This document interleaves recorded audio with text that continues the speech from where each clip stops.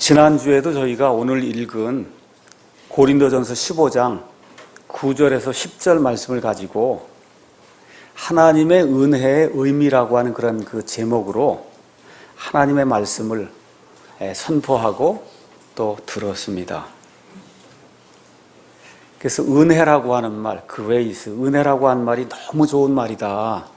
성경에 한 170번 나오는데 특별히 사도 바울이라고 한 사람이 쓴 그 서신서에 99번이 나온다. 왜 그렇게 은혜를 많이 사도 바울이 썼느냐 하면 사도 바울 자체가 하나님의 은혜를 직접 체험을 한 그런 사람이다. 은혜가 무엇인지를 너무나 명확히 알았기 때문에 그래서 은혜. 그래서 은혜로 시작해서 은혜로 삶을 마감하는 그러한 놀라운 은혜의 사도였다는 그런 사실을 제가 이제 말씀을 드렸습니다. 그래서 한 20년 동안 온 세상을 돌아다니면서 하나님의 말씀을 선포했는데 그 말씀의 핵심이 뭐냐?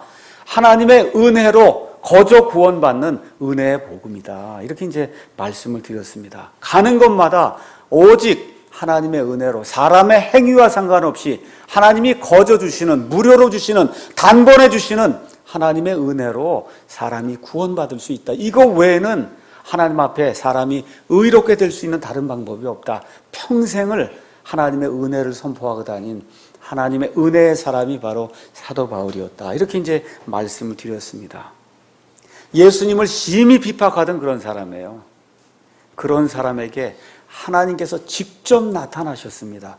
부활하신 주님이 직접 그런 사람에게 나타나셔서 그를 구원해 주시고 구원해 주신 것에 그것으로 끝내지 않고 그에게 하나님의 복음을 선포할 수 있는 사명을 허락해 주셔서 그의 전 삶을 예수님 위해서 바칠 수 있도록 하나님이 그러한 놀라운 은혜를 부여해 주셨다는 그런 사실을 사도 바울이 고백을 하고 있습니다.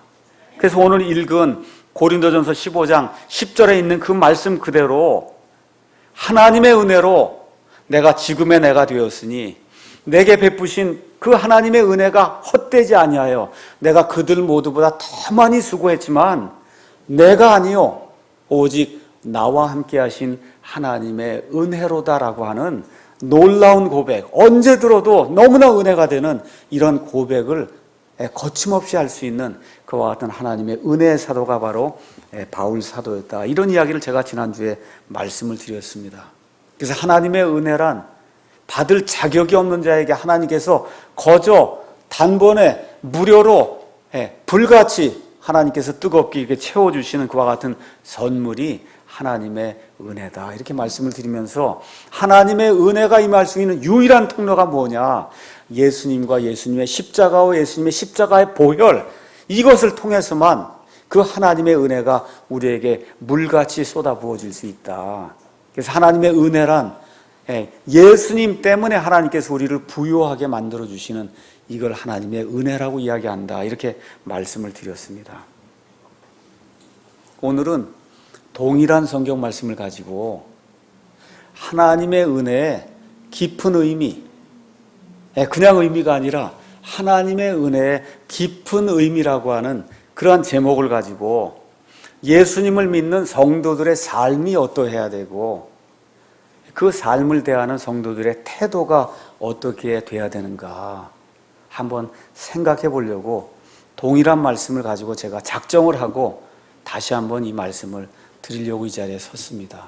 특히 우리 나이 든 사람들은 인생이 여러 가지를 이제 경험했지만 우리 아이들 또 우리 청년들 갓 결혼한 30대 초반의 부부들 앞으로 인생을 살아가면서 여러 가지 고통과 고난과 어려움이 있을 텐데 이럴 때 하나님의 은혜가 도대체 뭘 이야기하는가 이거를 제가 여러분에게 좀 말씀을 드리고 싶어서 그래서 하나님의 은혜의 깊은 의미라고 하는 그런 제목을 가지고 여기 나와 있는 그 말씀을 모티브로 해서 여러분에게 말씀드리도록 하겠습니다. 사도 바울의 삶을 한번 살펴보도록 하겠습니다.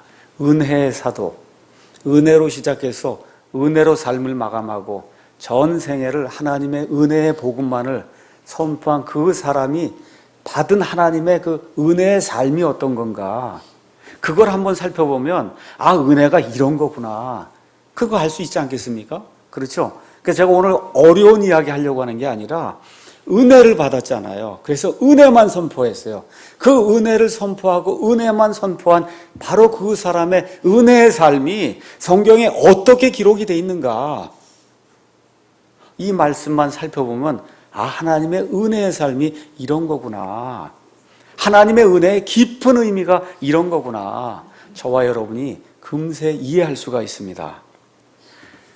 사도 바울의 나이가 얼마쯤 되었느냐, 사도 바울이 다마스쿠스라는 그 도상에서 예수님을 만났는데 예수님보다 한 서너 살 정도 늦게 태어나지 않았는가, 많은 사람들이 그렇게 추측을 합니다.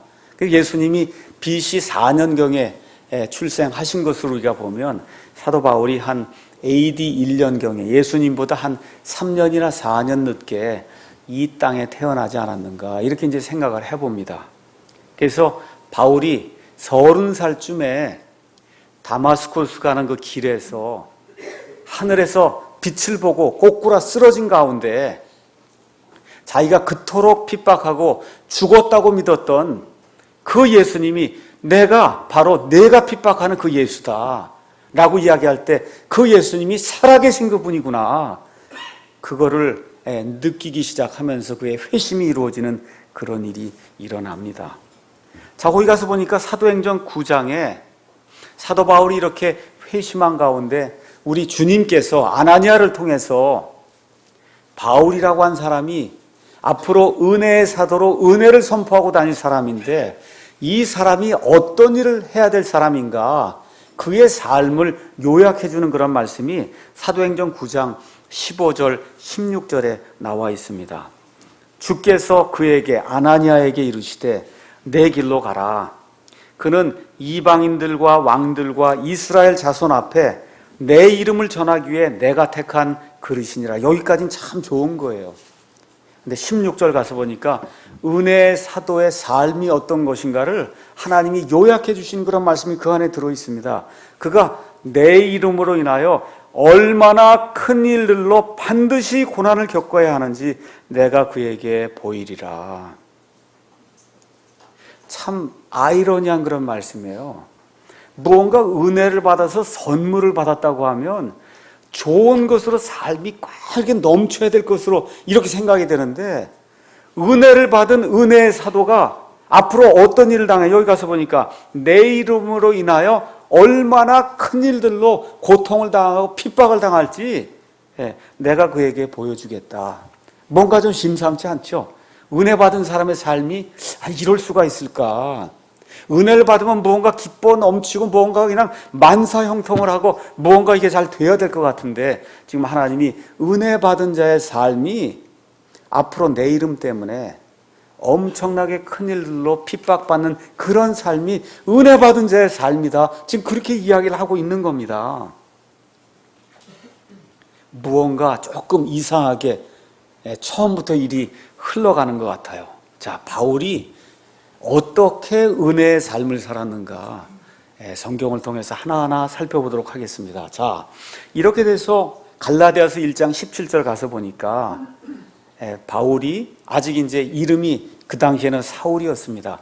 다마스쿠스 도상에서 예수님을 만난 이후에 그가 어느 누구와도 상의하지 않고 어디로 들어갔냐 하면 아라비아라고 하는 그런 광야로 3년 동안 들어가서 예수님과 함께 영적인 교제를 하며, 그가 지금까지 배웠던 그 구약 성경의 모든 것들이 이 예수님하고 무슨 상관이 있는가, 이 고독의 삶을 살면서 예수님과 친히 영적인 교제를 나누는 그와 같은 일이 거기에 잠시 기록이 되어 있습니다. 3년 동안 아라비아 광야에 내려간 그런 일이 그 안에 기록이 되어 있습니다. 자, 이렇게 돼서 바울이 갈라디아에서 가서 보면 내가 받은 이 복음은 사람들에게서 난 게 아니다. 내가 베드로하고 의논하고 야고보하고 의논하고 나보다 먼저 사도가 된 그런 사람들하고 의논해서 거기서 뭘 배운 게 아니다.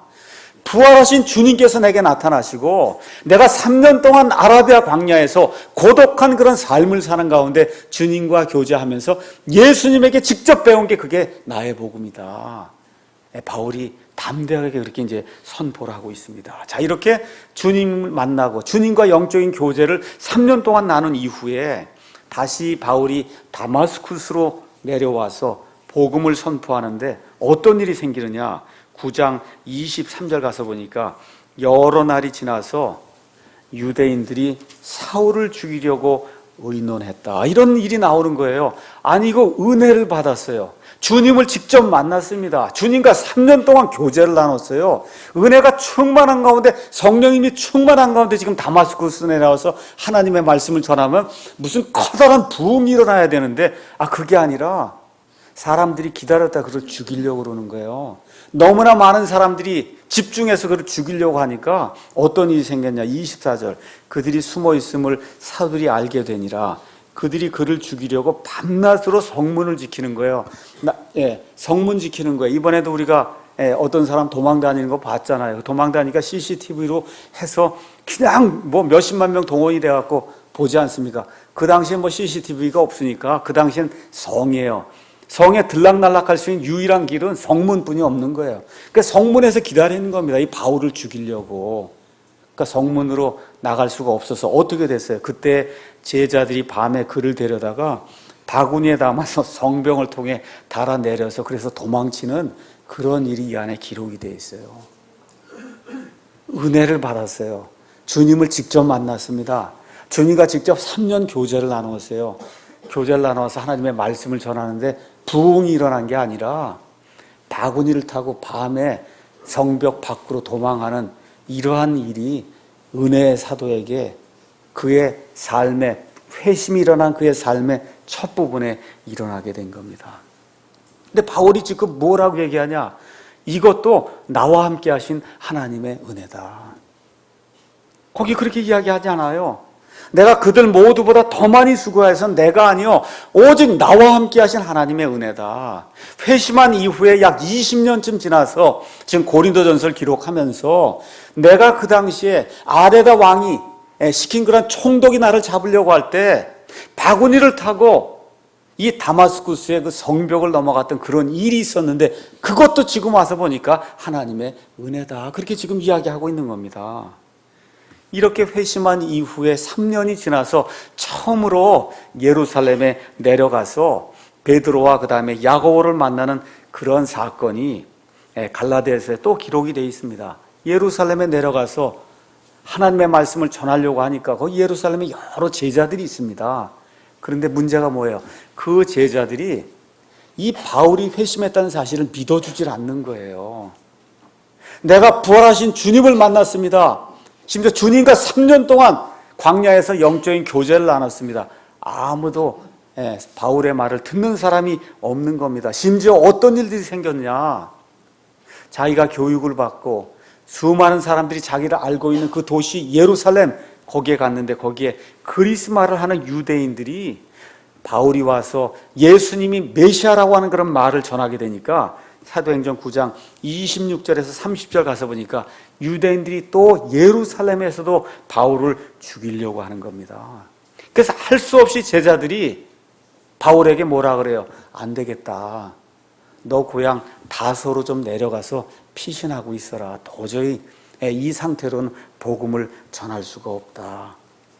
그래서 바울의 생각에는 정말 복음의 중심 도시, 복음이 선포되기 시작한 그 도시, 자기가 알던 그 많은 사람들이 있던 그 도시, 거기에서 그 은혜의 복음을 한번 선포해보고 싶었는데 어떻게 해요? 자기 고향으로 쫓겨가는, 피신해가는 그와 같은 어떤 면에서 수치스러운 그런 일이 그의 삶 속에서 생기게 된 거예요.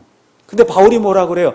이것도 나와 함께 하신 하나님의 은혜라고 이야기하는 겁니다. 예루살렘에서 인정을 받지 못하고 멸시를 당하고 결국은 자기의 고향으로 쫓겨갈 수밖에 없는 그런 상황이 되었음에도 불구하고 내가 내 삶을 되돌아보니 그거 역시 하나님의 은혜라는 겁니다. 그래서 어떤 일이 생겼어요?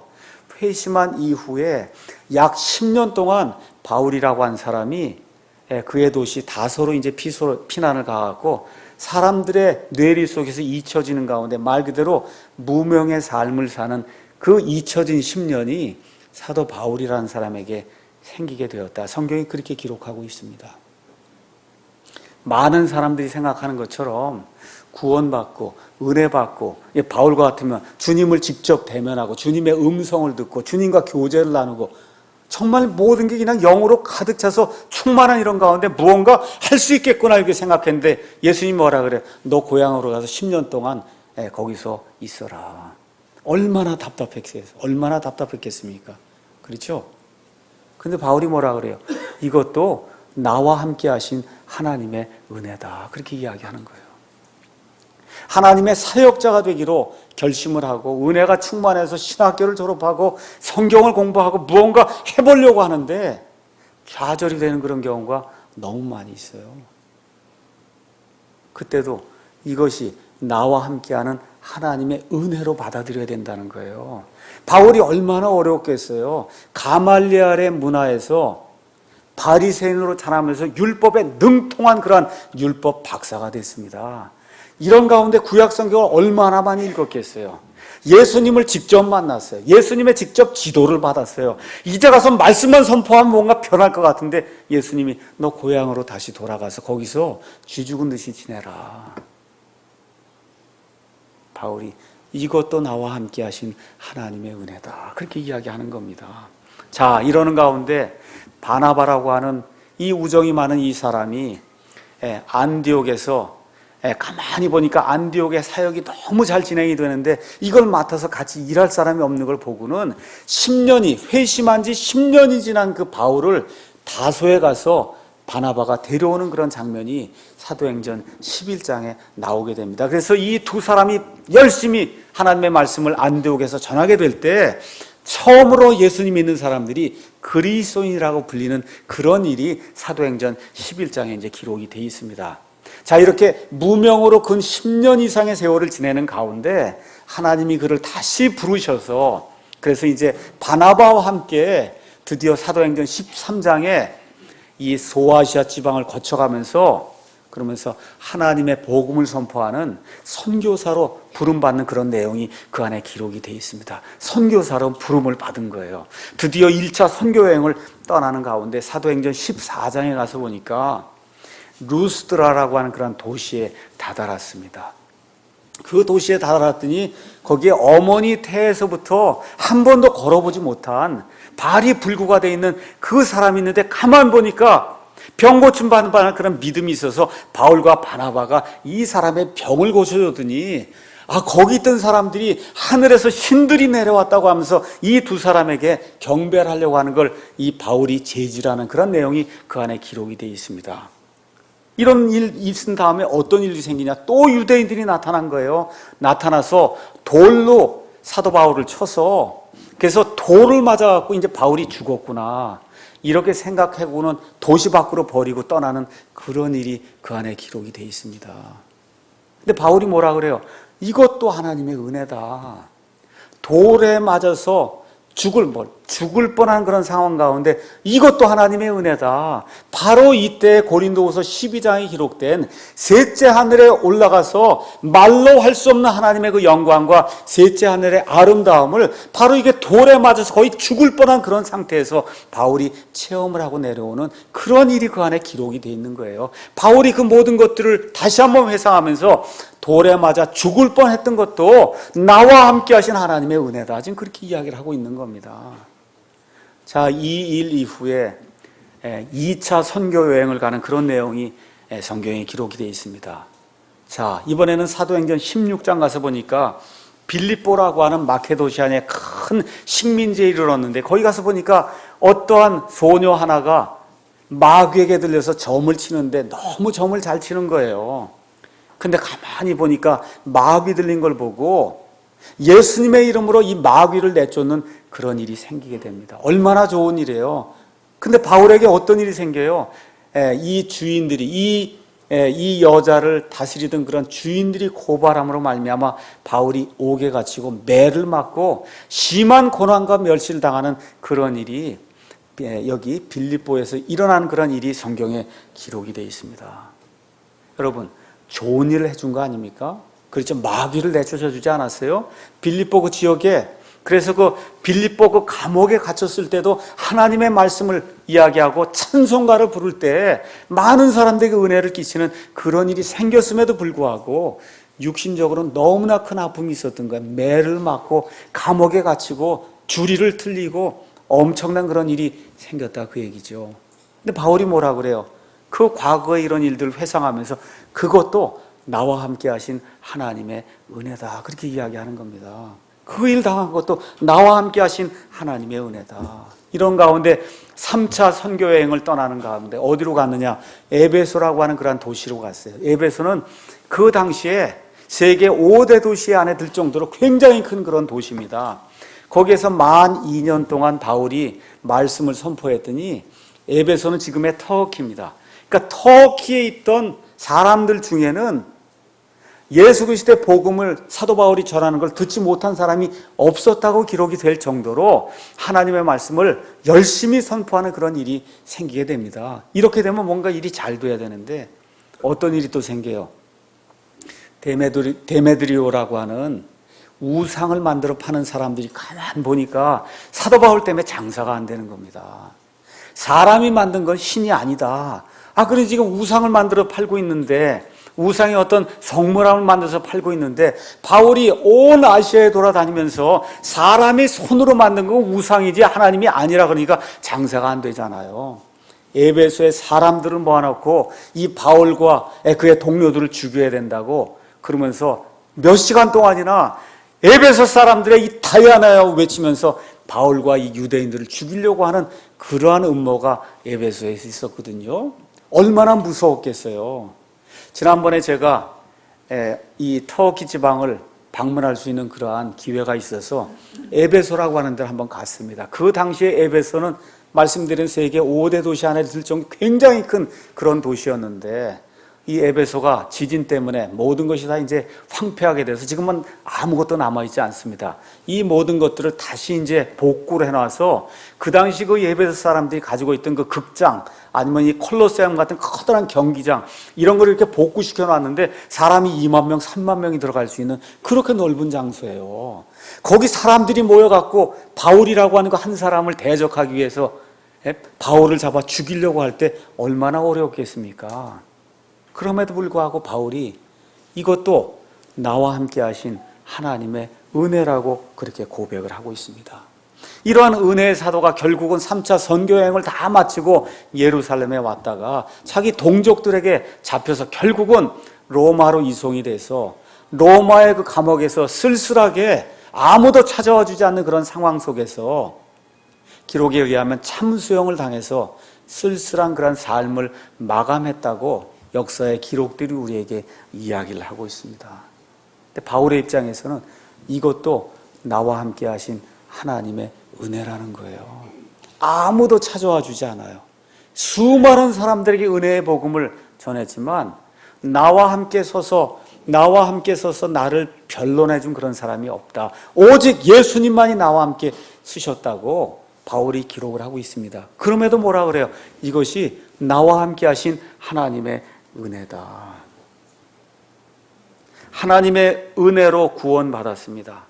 하나님의 은혜로 주님을 만났습니다. 하나님의 은혜로 3년 동안 아라비아 광야에 있으면서 하나님의 은혜로 하나님의 모든 계시와 지식을 이해할 수 있는 그러한 사람이 됐어요. 그 이후에 내 삶을 전체를 들여서 하나님의 은혜만을 선포하고 다니겠습니다 라고 하면서 결국은 그 일을 하면서 맨 마지막에도 은혜로 삶을 마감한 사도 바울의 삶을 요약을 하면 평생토록 고난과 고통과 핍박과 환난을 짊어지고 산 그러한 삶이 바울의 삶이에요. 근데 지금 뭐라 그래요? 여기 가서 보니까 하나님의 은혜로 내가 지금의 내가 되었다. 내게 베풀어 주신 그 하나님의 은혜가 헛되지 아니하여 내가 그들 모두보다, 베드로, 야고보 할 것 없이 그들 모두가 다 한 것보다 더 많이 수고를 했는데 그럼에도 불구하고 내가 아니요 나와 함께 하신 하나님의 은혜라고 고백할 수 있는 그러한 놀라운 하나님의 사람이 된 것을 저와 여러분이 한번 생각을 해보셔야 됩니다. 이 사람이, 은혜의 사람이 무엇라고 고백을 했느냐? 고린도후서 1장 말씀 잠깐 가서 보겠습니다. 고린도후서 1장 8절 보겠습니다. 형제들아, 아시아에서 우리에게 닥친 우리의 고난에 대하여 너희가 모르기를 우리가 원치 아니하노라. 우리가 힘에 겹도록 한량없이 눌려 심지어 생명까지도 단념하고 우리 속에 죽음의 선고를 받았다는 거예요. 아니, 은혜를 이렇게 충만히 받은 사람이 우리 속에 죽음의 선고를 받았다니, 이게 도대체 무슨 이야기인가? 그럼에도 불구하고 바울이 뭐라 그래요? 이것도 나와 함께 하신 하나님의 은혜다. 왜 그래요? 이것은 우리가 우리 자신을 신뢰하지 아니하고 죽은 자들을 일으키신 하나님을 신뢰하게 하려 함이라. 바울이 이것도 그래서 내게 은혜가 된다고 이야기를 하는 겁니다. 이 은혜 받은 그 은혜의 사도의 그 삶을 요약해 주는 그런 말씀이 고린도후서 11장에 나와 있습니다. 제가 한번 읽어보겠습니다. 한번 우리가 생각하고 있는 은혜와 사도 바울이 생각하고 있는 그 은혜가 얼마나 다른가 한번 생각해 보도록 그렇게 하겠습니다. 11장에 제가 읽어보도록 하겠습니다. 11장 23절 제가 읽겠습니다. 23절 중간에 가서 보니까 내가 수고를 더욱 넘치도록 하고 매도 지나치게 맞고 감옥에도 더 자주 갇히고 여러 번 죽을 뻔하여서, 이게 다 은혜라는 거예요. 내가 유대인들로부터 40에서 하나 뺀 매를 5번 맞았으며, 이것도 은혜라는 겁니다. 3번 몽둥이로 맞고 1번 돌로 맞고 3번 파선을 당하여 한밤과 한낮을 깊음 속에 있었으며, 자주 여행하면서 물들의 위험과 강도들의 위험과 내 동포로 인한 위험과 이교도들로 인한 위험과 도시에서의 위험과 광야에서의 위험과 바다에서의 위험과 거짓 형제들 가운데서 위험을 당하였는데, 이것도 나와 함께 하신 하나님의 은혜라는 겁니다. 27절, 또 지치고 아프고 여러 번 밤을 새우고 굶주리고 목마르고 여러 번 금식하고 추위를 당하고 헐벗어노라. 이것도 나와 함께 하신 하나님의 은혜라고 바울이 고백하는 거예요. 우리가 생각하는 은혜하고 얼마나 많이 달라요. 은혜 받았다고 이야기하면, 교회 가서 뭔가 은혜 받았다고 이야기하면 만사형통하고 뭐가 애들이 잘 되고, 그렇죠? 주식을 사면 주식이 잘 되고, 이렇게 생각하는 게 교회에서 우리가 보통 이야기하는 은혜인데, 지금 은혜로 구원받아서 은혜로 사명을 받고 은혜로 삶을 살다가 은혜로 삶을 마감한 은혜의 사도가 지금 이야기하는 게, 이 모든 것, 이 어려움과 고통과 고난과 핍박, 예수님 때문에 당한 이 모든 일이 뒤를 돌이켜보니까 다 그것이 나와 함께 하신 하나님의 은혜라고 지금 바울이 이야기하고 있는 겁니다.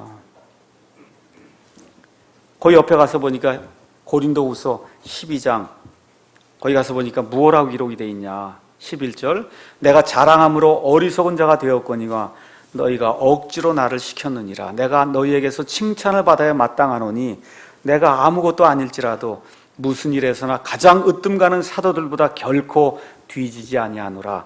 진실로 내가 너희 가운데서 모든 인내와 표적들과 이적들과 능한 행위들로 사도의 표적들을 행하였노라. 무슨 얘기예요? 내가 죽은 자도 살리고 병든 자도 고쳐주고, 정말 하나님께서 나와 함께 하실 때 기적과 이적과 표적들을 수많이 보였다는 겁니다. 근데 이 은혜의 사도에게 무슨 일이 생겼어요? 바로 위에 가서 보니까 사탄의 사자가 그의 몸속에 있어서 병이 걸린 거예요. 병이 걸린 겁니다. 남은 죽은 사람도 살려줬는데, 심한 병에 든 사람도 살려주고, 모태에서부터 한 번도 걸어보지 못한 사람도 사도 바울이 구출해줬는데 자기 몸에 병이 걸린 거예요. 그래서 하나님께 간절히 기도했습니다. 하나님, 이 병, 이 사탄의 사자가 내 속에 있는 이걸 좀 제거해 주십시오. 내가 3번을 간구했는데 하나님 뭐라 그래요? 내 은혜가 내게 족하다. 이게 무슨 은혜가 이런 은혜가 다 있어요? 한번 생각해 보세요. 남들은 가서 죽은 사람도 살려주고 병든 사람 살려주고 안진뱅이도 고쳐주고 이렇게 은혜를 베푸는 그런 삶을 살았는데, 하나님 제가 병이 있습니다 그렇게 얘기했대. 하나님 뭐라 그래요? 내 은혜가 내게 족하니 난 평생토록 그러고 살아야 된다. 지금 그러고 있잖아요. 근데 바울이 뭐라 그래요? 이것도 나와 함께 하신 하나님의 은혜라는 거예요. 이것도 나와 함께 하신 하나님의 은혜다. 얼마나 아이러니입니까? 이게 바로 하나님의 은혜의 깊은 의미라고 제가 여러분에게 말씀드리는 거예요. 하나님의 은혜의 깊은 의미. 남은 다 고쳐줬는데 내 자신은 고침을 받지 못해도 그래도 뭐라 그래? 이것이 나와 함께 하신 하나님의 은혜다. 그러면서 거기 뭐라고 얘기하나? 내 은혜가 내게 족하도다. 9절에 나의 강한 능력은 약한 데서 완전해지느니라 하셨느니라. 그래서 바울이 어떻게 했다는 거예요? 그러므로 내가 오히려 크게 기뻐하며 병이 낫지 않았는데도 불구하고 너무 기뻤다는 거예요. 이게 하나님의 은혜 아닙니까? 어려움이 많이 있음에도 불구하고 내가 크게 기뻐하며 나의 연약한 것들을 자랑하리니 이것은 그리스도의 권능이 내 위에 머무르게 하려 함이라. 남들은 고쳐주고 내 자신은 병 고침 받지 못했음에도 불구하고 하나님의 권능이 내 위에 머무르도록 하기 위해서 하나님께서 일을 하시는구나, 이렇게 생각하니까 너무나 큰 은혜가 돼서 기뻐했다는 겁니다. 하나님의 은혜의 깊은 의미, 제가 여러분에게 요약을 해서 말씀을 드리면, 하나님의 은혜는 육신적으로, 물질적으로 모든 것이 잘 되는 것만을 뜻하지 않는다는 거예요. 교회 다니는 많은 사람들이 과거에 샤머니즘식으로 예수님을 도깨비방맹이나 이런 식으로 생각하는 사람이 굉장히 많습니다. 교회에만 가면 그냥 복이 저절로 굴러오고 돈 10만 원, 100만 원 내면 하나님이 1000만 원, 2000만 원으로 갚아주실 이와 같은 허황된 꿈을 가지고 오순절 순복음 교회 이런 데 기복신앙에 파묻혀서 예수님을 그렇게 찾는 사람들이 너무 많이 있습니다. 다시 한번 말씀드리지만 번영신학, 기복신학, 그 다음에 이와 같은 샤머니즘 신앙에서 그 틀에서 벗어나와야, 그래야 하나님의 은혜의 깊은 의미가 무엇인가를 저와 여러분이 이해할 수 있다는 겁니다. 그러니까 다시 말씀드려서 하나님 안에만 있으면 우리에게 생기는 모든 게 하나님의 은혜라는 거예요.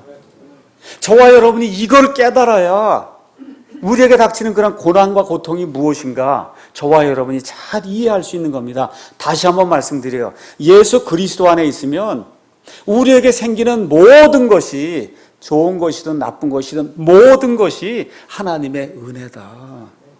바울이 지금 그렇게 얘기하는 거예요. 그래서 뭐라고 얘기하는 겁니다. 하나님의 은혜로 내가 지금의 내가 되었으니 내게 베풀어 주신 그 하나님의 은혜가 헛되지 아니하여 내가 그들 모두보다 더 많이 수고했으나 그럼에도 불구하고 내가 아니요 나와 함께 하신 하나님의 은혜로다. 이렇게 되면 자랑할 거, 고개 뻣뻣이 들고 내가 뭐 했습니다, 이런 거 할 거 아무것도 없는 겁니다. 이렇게 되는 사람을 되기를 하나님이 원하시는 거예요. 이것이 하나님의 은혜의 깊은 의미다. 이렇게 우리가 볼 수가 있는 겁니다. 그래서 인생이 평범한 사람은 자기 자신이 누구인지 알 수 있는 가능성이 없고 하나님의 은혜의 깊은 것을 알 수 있는 그와 같은 기회가 없는 거예요. 그렇다고 해서 하나님 보고 자꾸 고난 주십시오, 이렇게 기도할 필요는 없습니다. 그럼에도 불구하고 저와 여러분이 삶을 사는 가운데 고통과 고난이 오게 되면 내 자신을 알 수 있는 그러한 계기가 되고 하나님의 깊은 은혜가 무엇인가를 체험할 수 있는 그런 계기가 되는구나, 이렇게 생각하고 이것도 나와 함께 하신 하나님의 은혜라고 고백할 수 있는 저와 여러분이 되시기를 주님의 이름으로 축원합니다. 성경에 나와 있는 모든 위대한 인물들 보세요. 어떻게 위대한 인물이 됐어요? 고난과 핍박과 환난을 당한 이후에 위대한 인물이 되는 거지, 이러한 그런 시간이 없고 무명의 시절이 없고 하나님과 함께하는 그런 고독의 시절이 없던 그런 사람이 유명한 하나님의 사람이 된 자 한 명도 없습니다. 우리가 잘 알고 있는 히스기야라고 하는 그런 유명한 왕이 있어요. 경건한 그런 왕이에요. 하나님을 얼마나 잘 섬겼는지 알 수가 없습니다. 근데 이 사람에게 병이 생긴 거예요. 병이 생겼어요. 우상을 다 철폐했습니다. 유월절을 지켰습니다. 하나님의 율법을 지키려고 노력을 했어요. 우리 생각 같으면 만사형통해야 될 거 아닙니까? 근데 병이 생겨서 죽는다는 거예요. 이제 너 죽으니까 모든 거 다 정리해라. 하나님 그렇게 얘기하는 거예요. 그때 히스기야가 어떻게 해요? 벽을 바라고 뜨거운 눈물을 흘리면서 하나님, 제가 지금까지 하나님을 위해서 한 그 일들을 다시 한번 살펴봐 주시기 바랍니다. 그 뜨거운 눈물을 흘릴 때 하나님이 그에게 15년 더 살 수 있는 그와 같은 은혜를 허락해 준 거예요. 그에게 병이 닥친 것이 그에게 은혜가 된 겁니다. 그러니까 우리에게 어려움이 생기고 병이 있고 아픔이 있다 해도 이것이 나와 함께 하신 하나님의 은혜구나, 이렇게 생각하는 그런 사람이 돼야 성숙한 그리스도인이다. 성경이 그렇게 이야기하고 있는 겁니다. 지금 아래층에 내려가시면 8층에 우리 피얼 선교사님 거의 삶의 마지막 부분에 와서 굉장히 우리가 봐서 너무 고통스러운 그런 고통을 지금 받고 있어요. 숨도 잘 못 쉬고 어려운 가운데 있어요. 그러면서도 가서 이야기를 나누면 한 번도 불평불만이 없습니다.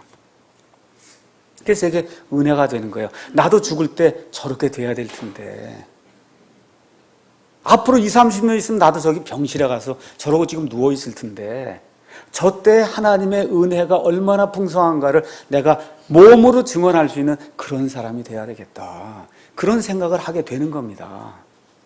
그래서 병이 나도 아픔이 있어도 이것이 결국 내게 하나님의 은혜가 되는구나. 다윗은 말년에 자기가 낳은 아들 압살롬이 반역을 해서 말 그대로 출행당 도망을 치고 엄청난 그런 어려움을 당합니다. 그런 가운데도 이 요압과 그의 장군들이 그를 죽이러 나갈 때 뭐라 그래요? 압살롬만은 죽이지 마라. 그를 살려서 내게 데려와라. 그렇게 아주 신신 부탁을 합니다. 근데 어떻게 요압이 가서 죽였단 말이에요. 이 가슴이 쓰러지는 그런 엄청난 아픔을 다윗이 당하게 되거든요. 그걸 통해서 무엇을 하는 거예요? 아버지 하나님의 그 심정을 알게 된 거예요. 아버지 하나님의 이 아버지가 이 아들 때문에 당하는 그런 고난을 통해서 하늘 아버지는 어떠한 고난을 당하실까? 우리 때문에. 그래서 압살롬의 그 반역을 통해서도 하나님의 은혜를 체험할 수 있는 그런 계기가 다윗에게 열리게 된 겁니다. 우리 자식들이 속을 새기는 그런 일이 있을 수 있어요. 그걸 통해서도 나중에 우리 뒤를 돌이켜 볼 때 이것도 나와 함께 하신 하나님의 은혜구나, 이렇게 고백할 수 있는 저와 여러분이 되기를 예수님의 이름으로 축원합니다.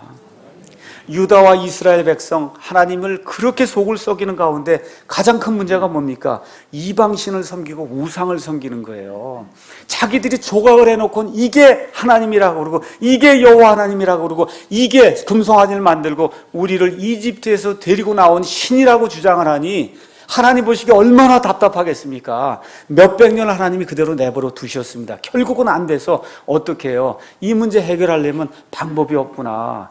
바빌론의 이 포악한 사람들이 와갖고 이들을 다 잡아다가 70년 동안 바빌론 땅에 가서 목석을 숭배했단 말이에요. 거기 우상 섬기는 사람들 가서 보니까 이거 아니구나. 가서 보니까 알게 된 거예요. 이거 아니구나. 이거 우리 섬기는 하나님 이거 목석이 아니구나. 아주 철저히 깨달은 이후에 다시 이 땅으로 돌아와서는 우상 숭배하지 않았어요. 다른 나쁜 일들 했어도 우상 숭배는 하지 않은 겁니다. 그래서 뭘 할 수 있는 거예요? 나라를 잃고 나라를 빼앗겼음에도 불구하고 이런 교훈을 얻었으니 이것도 뒤돌아켜 보니까 뭐예요? 하나님이 나와 함께 하신 은혜라는 거예요. 은혜. 이러한 모든 것들의 절정이 뭐냐? 우리 주 예수님이 십자가에 달리신 거예요. 우리 가서 한번 하나님의 말씀 제가 그대로 읽어드리겠습니다. 히브리서 2장 9절 보겠습니다. 히브리서 2장 9절에 아주 묘한 말씀이 기록되어 있습니다. 히브리서 2장 9절입니다. 2장 9절 제가 읽습니다. 그분께서, 예수님께서 죽음의 고난을 당하시려고 천사들보다 조금 낮게 되셨다가, 그게 뭐예요? 사람이 되셔서 십자가에서 죽기까지, 피를 흘리기까지 고난을 당하셨다는 거예요. 그리고 영광과 존귀로 관을 쓰신 것은, 거기 보세요. 하나님의 은혜로 말미암아 모든 사람을 위하여 죽음을 맛보려 하심이라. 예수님이 십자가에서 죽은 것까지도 하나님의 은혜라는 거예요. 그거 좋아할 사람이 누가 있습니까?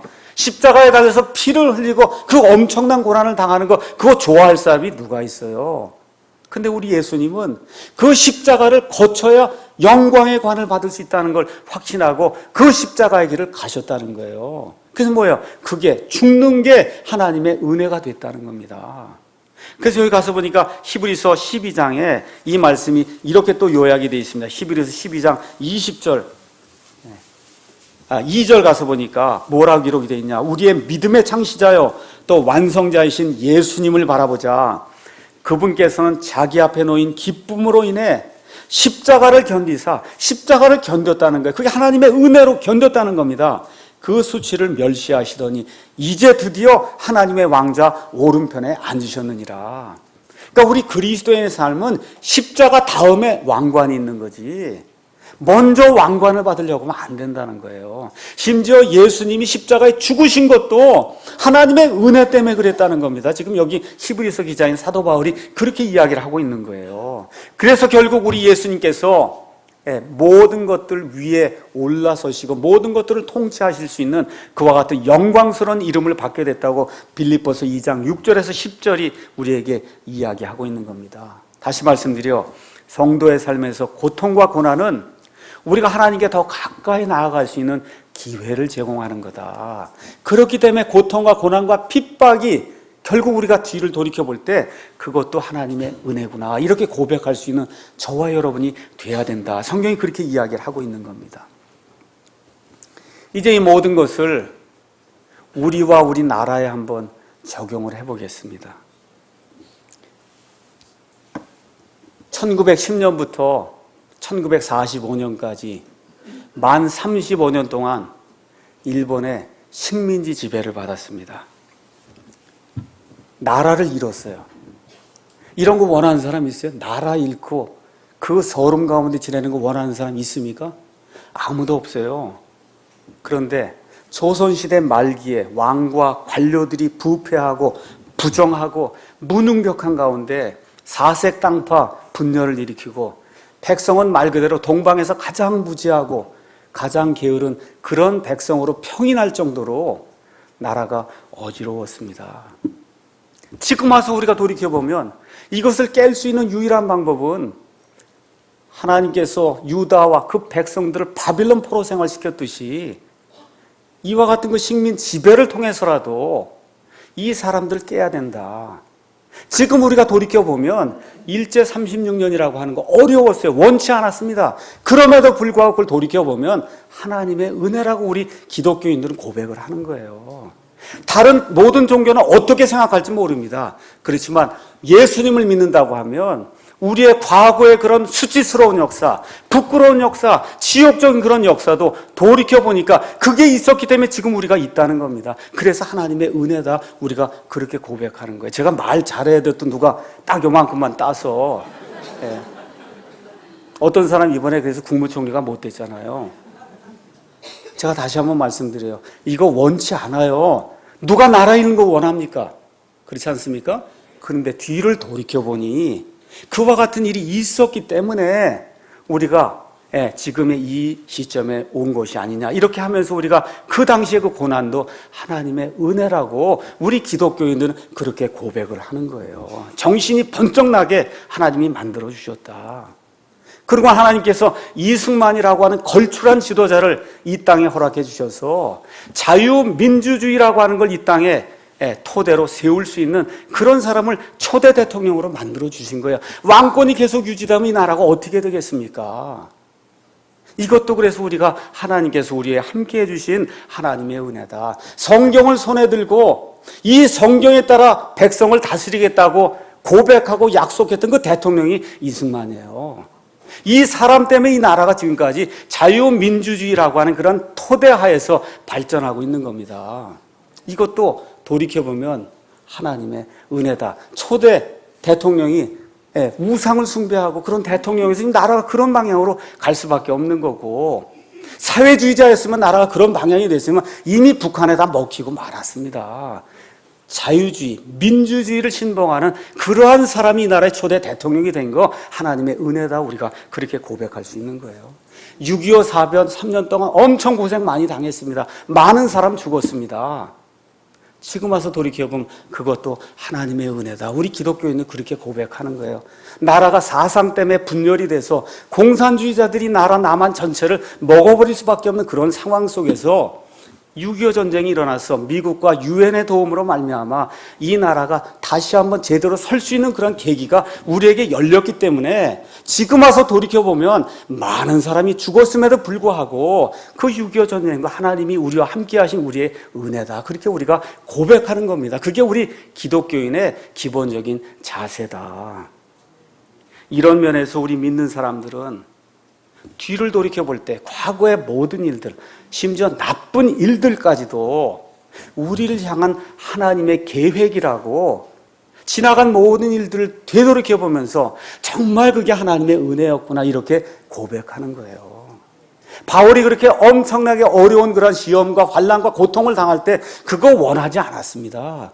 그럼에도 불구하고 그에게 그런 삶이 오게 될 때 이것도 하나님이 내게 허락해 주신 하나님의 은혜구나 하고 이 모든 것들에 순응하면서 하나님의 일들을 하게 될 때 결국 은혜로 그의 삶을 마감할 수 있게 되었습니다. 그래서 다시 한번 우리는 우리 나라를 기억하면서 이렇게 고백을 해야 돼요. 하나님의 은혜로 우리가 지금의 우리가 되었으니 우리에게 베푸신 그분의 은혜가 헛되지 아니하여 우리가 그들 모두보다 더 많이 수고하였으나 우리가 아니요 우리와 함께 하신 하나님의 은혜로다. 지난 5,000년 우리가 과거 역사를 자랑하지만 지금처럼 강대국이 된 적이 어디 있어요. 세계 10위 안에 드는 그런 강대국이 됐습니다. 공산주의하는 저 북한은 세계에서 가장 가난한 그런 나라가 됐어요. 하나님이 대비해서 보여주는 거 아닙니까? 이 모든 것이 우리 기독교인의 입장에서는 뭐라고 이야기해야 돼요? 모든 것이 나와 함께 하신 하나님의 은혜라고 저와 여러분이 그렇게 고백을 하는 겁니다. 제 경우도 성경 사역하는 가운데 많은 그런 대적하는 사람들이 있었어요. 그럼에도 불구하고 여기까지 왔습니다. 뭐라고 고백해요? 그래도 하나님의 은혜다. 어려움이 많았지만 이래도 하나님의 은혜다. 교회를 하는 가운데 한 번은 교회를 다 망쳐놨습니다. 교회가 없어졌습니다. 이것도 지금 생각하니까 하나님의 크신 은혜예요. 그때 교회가 잘 됐으면 제가 어떻게 됐겠어요. 낮아질 대로 낮아져서 이제는 못하겠습니다 하게 될 때 하나님이 다시 한번 해봐라. 이런 계기가 열려서 이 교회를 하게 된 거 아닙니까? 이런 가운데 또 많은 사람들이 이런 교회가 싫다고 해서 나가는 그런 일들도 있었어요. 지금 살펴보면 그때는 엄청나게 어려웠습니다. 잠도 못 잤습니다. 그럼에도 불구하고 지금 생각하면 그것도 또 하나님께서 나와 함께 하신 은혜구나. 이렇게 생각하고 하나님의 은혜로 받아들이는 겁니다. 우리가 옛날에 개역성경 가지고 구원받았어요. 그것도 하나님의 은혜예요. 근데 이제 킹제임스 성경을 쓰게 됐으니 하나님의 더 크신 은혜가 우리에게 임한 겁니다. 맞습니까? 예. 우리가 예전에 여러 가지 구약식으로 하는 그런 교회에 다녔어요. 그것도 하나님의 은혜예요. 근데 지금 우리가 바른 식으로 성경에 나와 있는 신약교회를 하겠다고 지금 왜 사랑침례교회에 와 있지 않습니까? 이건 하나님의 더 크신 은혜다. 그래서 나의 나 된 것, 이것은 내가 한 것이 아니라 나와 함께 하신 하나님의 은혜라고, 전적으로 하나님의 은혜라고 고백하는 저와 여러분이 되기를 주님의 이름으로 축원합니다. 그래서 사도 바울과 마찬가지로 이런 고백을 우리 삶 속에서 이루어야 됩니다. 빌립보서 4장 11절에서 13절, 내가 궁핍함으로 말하지 아니하노라. 내가 어떤 처지에 있든지 거기에 만족하는 것을 내가 배웠노니 내가 비천하게 되는 것도 알고 풍부하게 되는 것도 알아. 어디에서나 모든 일에서 배부른 것과 배고픈 것, 풍부한 것과 궁핍당하는 것을 다 배웠노라. 13절 같이 읽겠습니다. 나를 강하게 하시는 그리스도를 통해 내가 모든 것을 할 수 있느니라. 배고플 때에도, 배가 부를 때에도, 궁핍할 때에도, 모든 것이 넘칠 때에도 그리스도를 통해, 나를 강하게 하시는 그리스도를 통해 내가 모든 것을 할 수 있다. 이것이 저와 여러분에게 함께 해주신 하나님의 은혜가 아니고 뭡니까? 이런 것이 우리 삶 속에서 늘 고백되어 나오는 그런 아름다운 그리스도의 삶이 우리 가운데서 죽을 때까지, 예수님 재림하실 때까지 우리 가운데서 풍성하게 고백되어 나올 수 있기를 예수님의 이름으로 축원합니다. 기도하겠습니다.